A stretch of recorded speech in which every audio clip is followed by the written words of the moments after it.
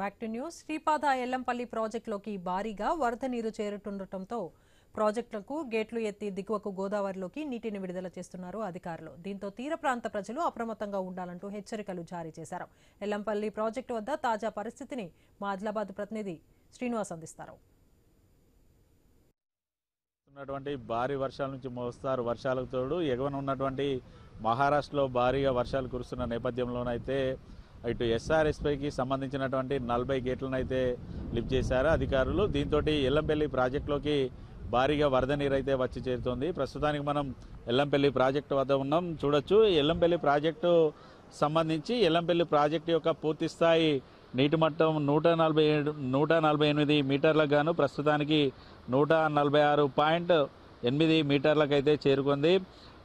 Yellampalli project యొక్క పూర్తి స్థాయి నీటి సామర్థ్యం 20.175 టీఎంసీలు కాగా ప్రస్తుతానికి 16.9679 టీఎంసీలకు అయితే చేరుతోంది. ఎస్ఆర్ఎస్పీ 40 గేట్లు ఎత్తడంతో పాటు ఎగువన ఇటు నిర్మల్ జిల్లాలో కురుస్తున్నటువంటి వర్షాలతో పాటు మంచిర్యాల జిల్లాలో కురుస్తున్న వర్షాలతో అయితే ప్రాజెక్టులోకి ఇన్ఫ్లోగా 5,55,875 క్యూసెక్ల వరద నీరు వస్తున్న నేపథ్యంలో ప్రాజెక్టుకు సంబంధించినటువంటి 40 గేట్లను లిఫ్ట్ చేసి దిగువన గోదావరిలోకి 5,62,903 క్యూసెక్ల వరద నీటిని అయితే దిగువన గోదావరిలోకి వదిలారు ఇటు ప్రాజెక్టు అధికారులు. అయితే ఎగువన మహారాష్ట్రలోకి కురుస్తున్న వర్షాలతో అయితే గోదావరి తీర ప్రాంతం అయితే పూర్తిగా వరద ప్రవాహంతో అయితే ఉప్పొంగి ప్రవహిస్తుంది. ఈ నేపథ్యంలో ఎల్లంపల్లి ప్రాజెక్టులోకి వస్తున్నటువంటి వరద నీరుకు తగ్గట్టుగానైతే ఇటు ప్రాజెక్టుకు సంబంధించిన గేట్లను అయితే లిఫ్ట్ చేసి దిగువన గోదావరిలోకి వరద నీటిని అయితే వదులుతున్నారు. దీంతో మంచిర్యాల ఇటు చెన్నూరు నియోజకవర్గంలో కూడా పూర్తిగా గోదావరి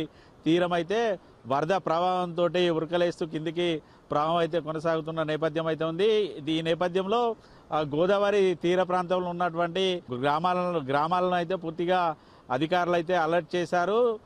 పూర్తిగా ఎక్కడికక్కడ లోతట్టు ప్రాంతాలకు సంబంధించిన 56 గ్రామాల ప్రజలను అలర్ట్ చేయడంతో పాటు వారందరినీ కూడా సురక్షిత ప్రాంతాలకైతే తరలిస్తున్నారు. ఖచ్చితంగా అత్యవసరమైతే టోల్ ఫ్రీ నెంబర్కి కాల్ చేయాలంటూ కూడా కలెక్టర్ కార్యాలయంలో కూడా ఇటు హెల్ప్ డెస్క్ను ఏర్పాటు చేశారు. గత నెలన్నర నుంచి కూడా ఉమ్మడి ఆదిలాబాద్ జిల్లా వ్యాప్తంగా కూడా భారీ వర్షాలు కురుస్తున్న నేపథ్యంలోనైతే నిన్న మొన్నటి వరకు పూర్తిగా లోటు వర్షపాతం ఉన్నటువంటి ఉమ్మడి ఆదిలాబాద్ జిల్లా మాత్రం పూర్తిగా అత్యధిక వర్షాలతోటి ఇటు పంటలైతే నష్టపోయిన రైతులైతే పంటలు కూడా నష్టపోయిన సందర్భాలు అయితే ఉన్నాయి. ఇటు ఆదిలాబాద్ జిల్లాలో 30,000 ఎకరాల పైచిలకు పంట నష్టం వాటిలాగా నిర్మల్ జిల్లాలో 20,000 ఎకరాలు, ఇటు మంచిర్యాల జిల్లాలో 19,500 ఎకరాలతో పాటు కొమరంభీం ఆసిఫాబాద్ జిల్లాలో కూడా 30,000 ఎకరాల వరకు పంట నష్టం వాటిల్లినట్టుగానైతే ప్రస్తుతానికి అధికారులు అయితే ప్రాథమికంగా అంచనా వేసి ప్రభుత్వానికి అయితే నివేదికలు అయితే పంపిన సందర్భాలు అయితే ఉన్నాయి. మరోవైపు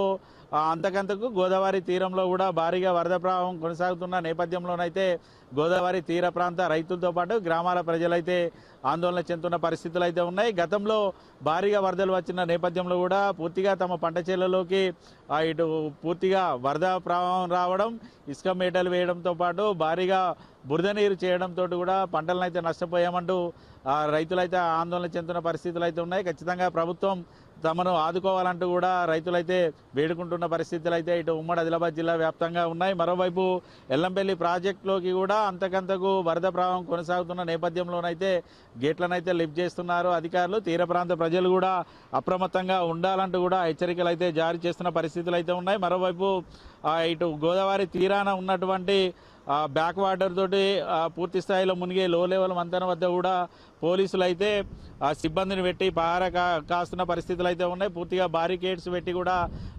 వాహనాల రాకపోకలకు కూడా ఎక్కడికక్కడ నిలిపివేసిన పరిస్థితులు అయితే ఉన్నాయి. కొంతమేర ఎగువన ఇటు మహారాష్ట్రలో నుంచి వచ్చే వరద కనుక తగ్గితే గేట్లను తక్కువ మొత్తంలో లిఫ్ట్ చేసే అవకాశాలు ఉన్నాయి. అంతవరకు ప్రతి ఒక్కరు కూడా గోదావరి తీర ప్రాంత ప్రజలు అలర్ట్